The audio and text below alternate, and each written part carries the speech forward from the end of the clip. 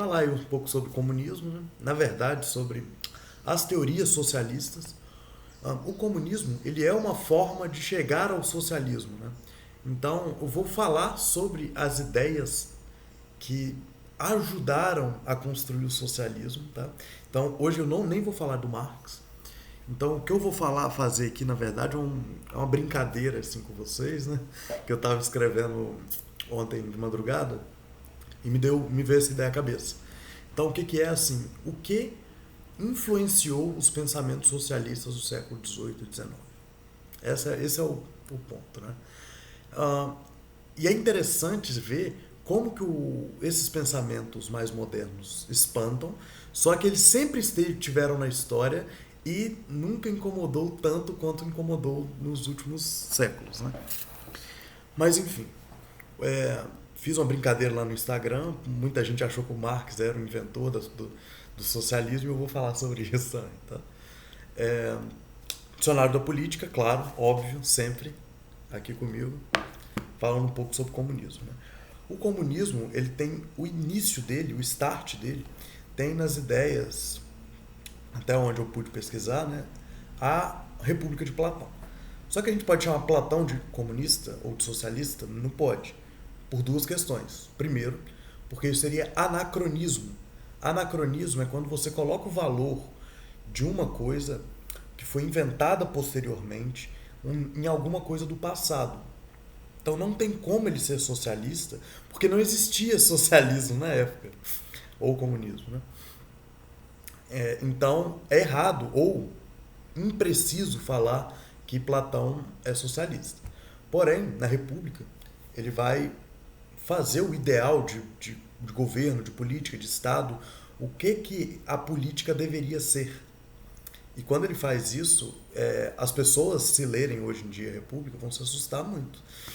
Porque ele fala literalmente que ele tem que extinguir a família e a propriedade privada e tudo tem que ser comum a todos. E quem educa as crianças não é a família, é o Estado. O que cada um vai ter também é decidido pelo Estado. Então, assim, é muito bizarro as pessoas que normalmente não gostam do socialismo não se assustarem tanto com Platão. Falam, não, filosofia é Platão, Aristóteles, né? Então, eu acho que as pessoas talvez tenham que ler a República. A imagem tá ruim, eu esqueci de avisar, porque eu não tô conseguindo gravar no meu celular, tá? Eu tô gravando na câmera do computador e fica ruim mesmo. Então, vamos continuar. Então, o Platão ele vai discursar. O primeiro ponto é porque é anacrônico, né? Aí ele faz todo esse discurso, só que tem um ponto que é mais. Que ainda assim é superior ao ponto do anacronismo, a dizer que Platão não é socialista. Que ele defende esse tipo de sociedade a uma elite muito estrita. Então, tanto Platão quanto Aristóteles, quando eles vão falar de política, eles não vão falar da democracia, por exemplo, de sufrágio universal e essas coisas, direito para todo mundo, não. Quem merece estar naquele lugar, estará naquele lugar. Tanto é que o Aristóteles ele fala que a democracia é ruim, o bom é a aristocracia, né? É por isso que os dois defendem a continuação da escravidão, porque eles são, no mínimo, assim, elitistas, né? É o que a gente chamaria eles hoje. Então, ainda assim que eles defendam, que o Platão defenda uma ideia de Estado sobre o indivíduo e tal, ainda não é inclusivista como o socialismo é. Então a gente não pode. Esse seria o segundo motivo que eu encontrei para não chamar o Platão de socialista. O segundo exemplo que eu vou dar é um exemplo que talvez seja polêmico, que é a experiência cristã do primeiro século. Por quê? E agora as pessoas vão começar a ficar boladas. Eu não vou chamar a experiência cristã de socialista, óbvio, até porque eles tinham um Estado organizado, o socialismo tem que ter um Estado organizado, e o cristianismo primitivo, como é dito, né, na teologia, ele tem uma ideia, na verdade, uma solidariedade a partir da fé entre os irmãos. Então tem essa diferença muito discrepante, assim. Porém, lá também, e o Marx, quando ele vai falar sobre o comunismo, ele usa muitas ideias dos cristãos, tá? Tanto é que ele com certeza leu a Bíblia, né? Ele vai falar, por exemplo, sobre fracos e oprimidos, que é literalmente o que Cristo fala, né? Ele fala negativamente da religião, mas ele também fala positivamente da religião, tá? Eu já fiz um vídeo, inclusive, sobre o ópio do povo e o Karl Marx, que está aqui no canal, se vocês quiserem dar uma olhada. É um vídeo muito técnico e difícil, né? Mas eu adorei fazer. Dá uma olhada lá. Enfim, os cristãos, eles tiveram um pensamento, isso eu estou citando Atos 2, tá? Vocês podem olhar lá, e estavam juntos no partir do pão, nas orações, na comunhão, né? E todo mundo. Então, uma questão muito importante, eu não estou citando literalmente, mas Atos 2, 43, 44, alguma coisa assim, que eles tinham tudo em comum e nada faltava às pessoas. Então, outro momento também que fala é que eles comiam junto nas casas e eles repartiam pão entre os dois e o Senhor acrescentava a cada dia tudo para ninguém ter falta, né? E no cristianismo também tem um pensamento de uma demonização da riqueza. Então, Jesus mesmo fala, né? Eu acho que em Marcos ele fala que é mais fácil um camelo passar por uma agulha do que. Como é que é? Acho que é isso. Pelo fio de uma agulha, né? Buraco de uma agulha, do que o rico entrar no céu. Isso hoje assim, falar uma coisa dessa hoje é super escandalosa, né? Porque, citando agora até um padre católico que foi preso na época da ditadura, né, e torturado, eles confundem o comunismo com o cristianismo. Às vezes o pessoal só está pregando o evangelho e eles acham que isso é comunismo, né?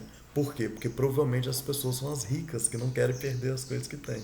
Só que, por exemplo, você vê, tem muita gente que defende que essa comunidade era voluntária, né? Só que você tem um exemplo ali de Zafir e alguém, esqueci, mas que eles não dão a propriedade que é deles e Deus queima eles, bola de fogo, bau. Então, assim, a voluntariedade é até a página 2, né? Então, assim, é voluntário, mas os que não deram morreram queimados. Eu não acho isso justo, tá? Eu acho que isso é forçado. Então, Jesus mesmo vai falar, ó, o cara fala, ó, eu obedeço os mandamentos, o que, que eu tenho que fazer? Pega tudo que você tem e dá para os pobres. Então, essa questão da riqueza, normalmente o rico ele é usado de forma pejorativa na religião cristã ali, né? Tanto é que até o terceiro século o cristianismo era chamado de religião dos pobres. Então, isso não para só nos primeiros séculos não, tá, galera? Você tem exemplos protestantes já, por exemplo, você vê as pregações do ah, Thomas Musen. Deixa eu pesquisar aqui para não falar besteira. É porque se escreve Munzer, mas se fala Minzer, Thomas Minzer, que é a experiência anabatista dos protestantes, né? Então, ele tem também uma questão de distribuição de propriedade e tal, muito diferente do que é, por exemplo, no calvinismo, né? Que é você juntar dinheiro, acumular riquezas e etc, né? Então, assim, existe sim esse cristianismo mais voltado para esse lado do fim da propriedade e tal. Você vê, cara, se você vê a citação eu vou buscar a citação do Santo Anselmo. Não é Santo Anselmo, é Santo Ambrósio. Eu confundi, mas olha a citação que interessante, tá? A natureza colocou tudo em comum para o uso de todos. Ela criou com direito comum, a usurpação criou o direito privado. Então, assim, ele está falando de uma forma positiva de como que as coisas em comum são criadas dentro da natureza e como o direito privado ele perverte, ele usurpa esse direito, né? E tem uma citação até que eu separei aqui do Tomás Moros, que é um católico também do século XVI, né? Que é o criador do termo utopia. Ele é um intelectual, ele é incrível, é um filósofo católico assim, sem, sem descrição. O cara é realmente incrível, tá? E ele vai falar exatamente isso aqui dentro da utopia, tá? Só um minutinho. Parece-me que em todo lugar em que vigora a propriedade privada, onde o dinheiro é a medida de todas as coisas, seja bem difícil que se consiga concretizar um regime político baseado na justiça e na prosperidade.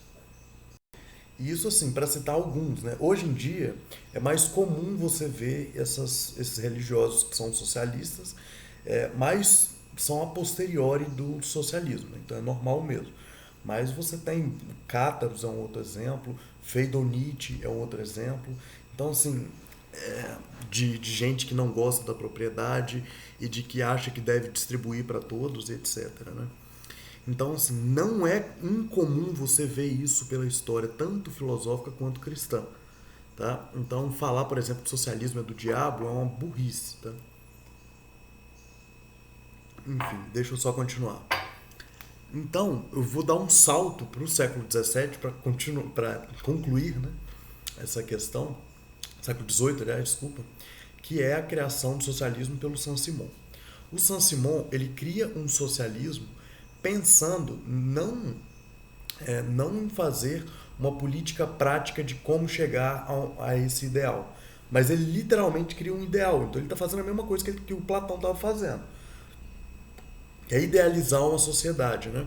Porque ele tem esse pensamento, né, de que o espírito, primeiro o espírito é racionalizado e depois o fenômeno acontece, que é um pensamento comum da época dele e tal. Então, ele estava querendo criar esse espírito e etc. E ele cria um socialismo que é chamado de socialismo utópico. Então, a partir de Saint-Simon, 1760, eu acho, você pode chamar essas teorias aí de teorias socialistas. Aí, óbvio, o Marx bebe também dessa fonte, e etc. E, e aí você vai ter as pessoas que têm mais tarde, né, essa influência de Rousseau, do Morelli. Aí vai vir o Robert Owen, por exemplo, né, junto com o Saint-Simon, até chegar em 1820, que aí realmente começa a ideia marxista do que é o socialismo. Né? E a partir daí, vai ser um outro vídeo que eu vou fazer no futuro, mas só para vocês entenderem que nenhuma ideia nasce pronta, assim, ela não brota em algum lugar. Ela sempre tem uma história atrás e é sempre importante entender que esses pensamentos que a gente tem um pouco de preconceito às vezes e tal, ele tem uma formalização e que é importante a gente conhecer também para não achar que a ideia é simplesmente estúpida de um louco que inventou do nada, que com certeza não é. Enfim, leiam, que a mente precisa de livros, assim como a espada precisa da pedra para ser afiada.